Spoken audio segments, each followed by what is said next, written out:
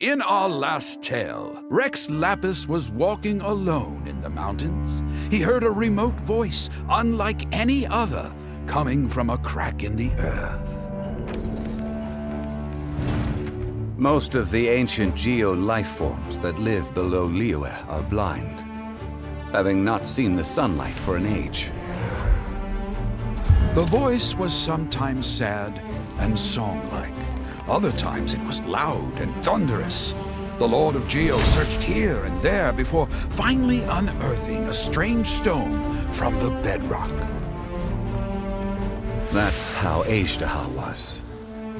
I answered his wish and took him above ground. The Lord of Geo took pity on the rock spirit and carved it into a magnificent work of craftsmanship, a vivid representation of a dragon. I bestowed him with a pair of eyes to see the world and came to an agreement with him. With his fingers, he made 2 eyes, quicker than words could tell. Lightning flashed and thunder roared, and a living, breathing dragon soared into the clouds. I agreed to let him live among the people above ground. But if the day ever came when he brought ruin to order, he would once again be sealed in the dark. The dragon accompanied the Lord of Geo, fighting campaigns alongside him in the 4 corners of the world. We have a saying to eulogize these events. The crash of a spear brought billowing dust. The mountains and waters made way at the sound. The sight of a dragon bestowed with a touch the promise of rainwater blessing the ground.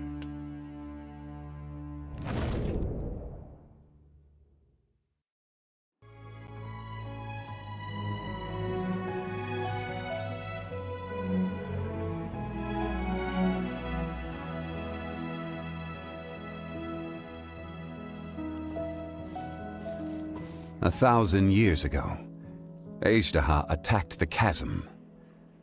I tried to obstruct him, fighting him tooth and nail down the length and breadth of the mine. Finally, I brought him down and sealed him underground. During that battle, Dragonfall was born. Azhdaha could sense the stone.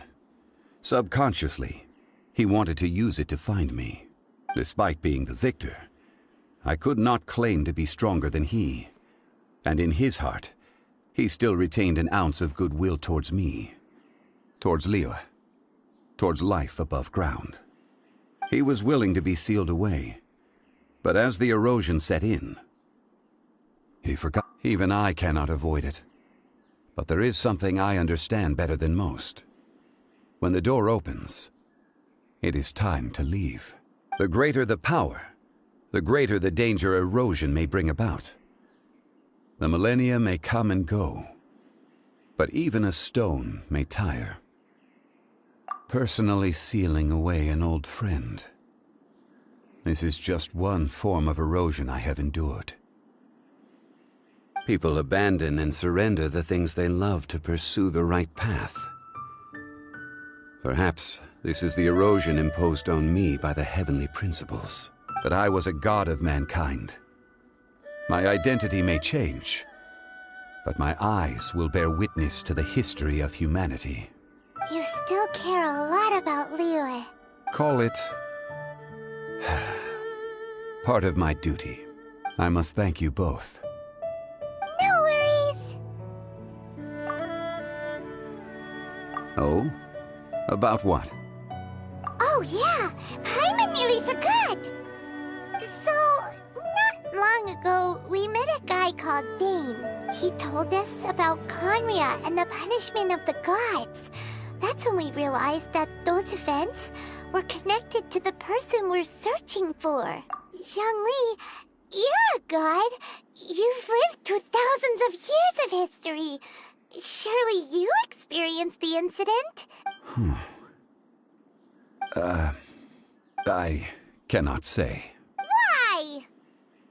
You can't even give us a thread of information? This is so important to us. I understand, but I must apologize. This is my contract. You mean another past grievance? Like the incident with Azhdaha? Too painful to talk about? It was signed before it all began. I have always honored the contract, and kept my silence. How can you be like that? You two are friends to me. I can assure it brings me no pleasure to disappoint you. But as the god of contracts, I cannot go back on my word. Would you be ready to find out? It appears your understanding of this world continues to grow.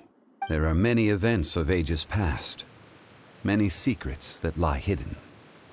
They have been eroded by time, forgotten by the people, abandoned. But you are capable of finding them and bringing them into the light. Those who come to witness will witness. Those who are born to remember will remember. If you take the same road as that person, there may be more difficulties ahead. But as long as you firmly believe that you are on the right path, everything has meaning.